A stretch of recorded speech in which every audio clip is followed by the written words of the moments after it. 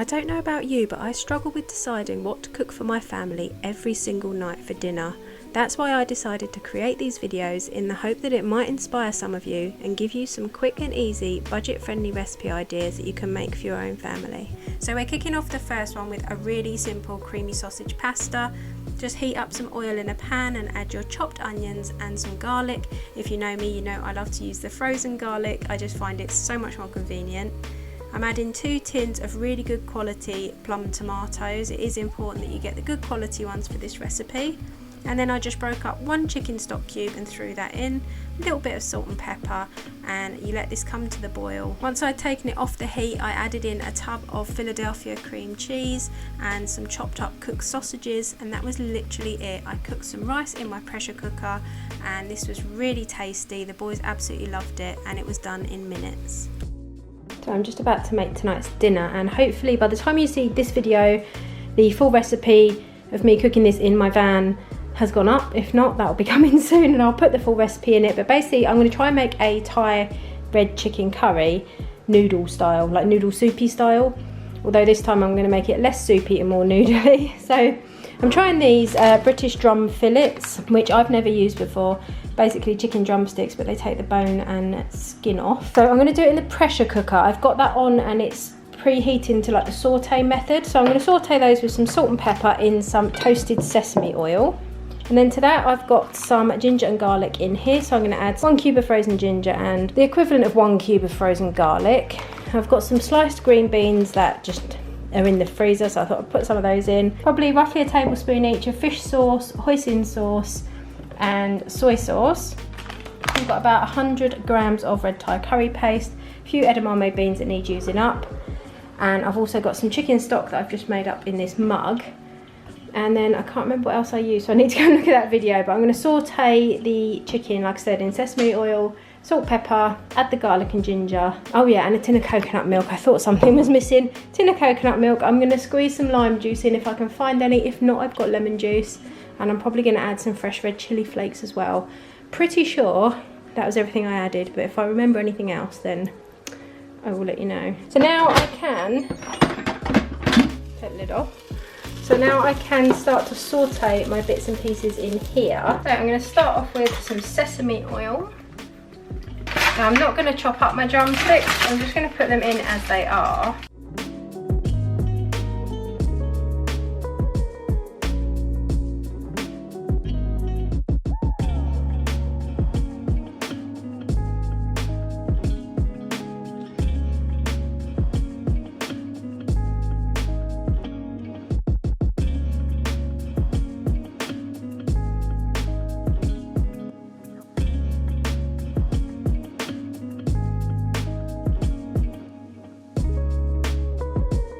So I've added in all my wet ingredients, my fish sauce, my soy sauce, my hoisin sauce. I've also added a few red chili flakes. That's the rest of my edamame beans, that's all I've got left. And just a few green beans. I'm going to add my coconut milk. Great difficulty. And I'm also going to add in some of my chicken stock. And what I'm going to do is, once I've popped on my lid, I'm going to put this on the high pressure cooking setting for 10 minutes, and then I'm just going to let it naturally release its steam. And I'm going to serve it with some noodles, you know, just the packs of instant noodles.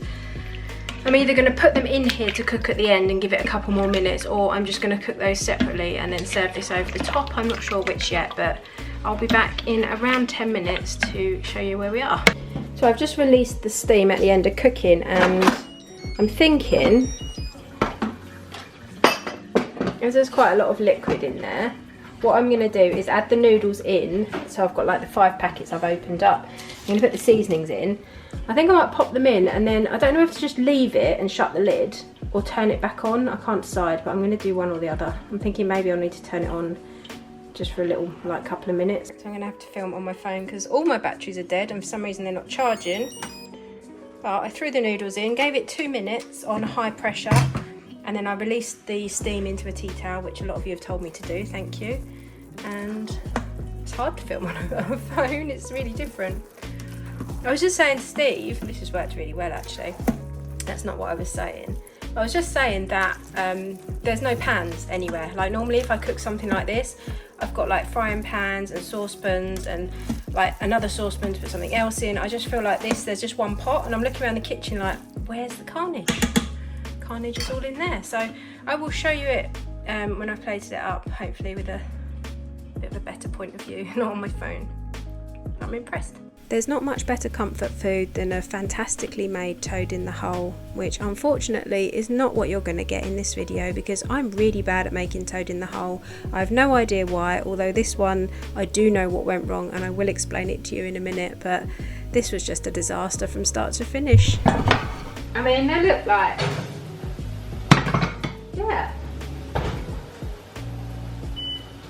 I mean, it doesn't look bad.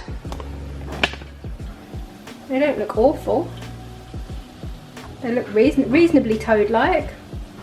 Maybe the sausages are a little bit blacker than I would have them. Ooh, that looks good. It's alright, isn't it? Yeah, it looks really good. I don't know, I feel like I need better pans. Anyway, I'm going to try and serve this up. So here is our toad in the hole, roast potatoes, green beans and gravy. This is a bit of a disaster meal because I forgot to put oil in with the toad in the hole, so I put the sausages in and then I just poured the batter on top after they'd like started cooking, and I didn't put any oil in. The roast potatoes went a little bit crispy because of timing issues, and then I just heated up the gravy in the microwave and didn't realise that Steve had actually left the metal spoon in the jug, so I've just microwaved the metal spoon as well. So this is one of those dinners that I'm just thinking they're lucky they're actually getting anything to eat, because yeah, it's been a challenge. So this is what we have tonight: toad in the hole with roast potatoes and green beans. So I do love it when you can throw everything in a slow cooker and not worry about pre-cooking anything.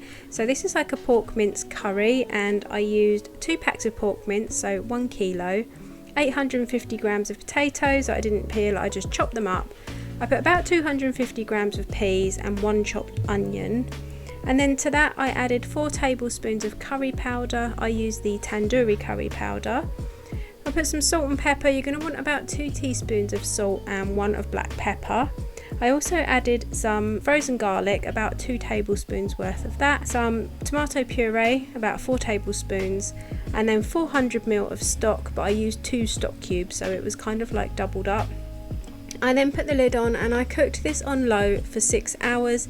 It came out really well. It was just so nice to put it on and leave it, and I just served it with some brown rice that I did in the pressure cooker. Comes out perfectly every time, and this made so much that we had it for lunches like for the next few days, and it was just so good. So tonight's dinner is a proper favourite, and it's like, I don't know, just can't beat. These are not Greggs sausage rolls, they are, where are they from? Aldi. They're £1.25 for 4, and this is one of the older boys, so they're having 2. These mini hash brown things were from Iceland, and I think they were £1, and you get 6, 12, 15, 16 in there. I know precisely because I've just dished them out, and some baked beans. But yeah, this looks like the perfect kind of really easy tea, and can't beat sausage rolls that have just come out of the oven. So I'm just starting some dinner, and I'm using this wasabi and lime barbecue rub from Smoky Carter. We got this in a little farm shop near us, but you can get it on Amazon as well. It's $3.95 for 100 grams. I think it's a similar price on Amazon. But it says it's Japanese inspired barbecue rub with coconut, ideal for chicken, steak, whitefish and sushi. So I have popped some on some chicken. I've scored the chicken as well. I'm going to do that in the air fryer. I've got my rice going in my rice cooker. I absolutely love this thing. Well, it's a pressure cooker, but I love it for rice. So my rice is going in there, and I'm tempted to make some homemade flatbreads because although they're a bit of a faff, they're so good. So I might get some flour out and start making those.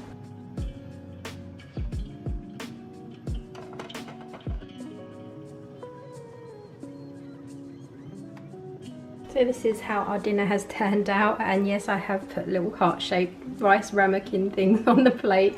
I've got these little dishes, and I put the rice in them, and then I thought, do you know what I'm going to do? I'm going to turn them out, even though Valentine's Day was actually yesterday, but never mind. So we've got some salad. I haven't got any tomatoes because the tomatoes at the moment just aren't very nice. Made my flatbreads. We've got the wasabi lime chicken, just some plain rice, and then we've got loads of sauces and bits to add if we want it. And that's what's for dinner tonight. It's what you're doing, making me feel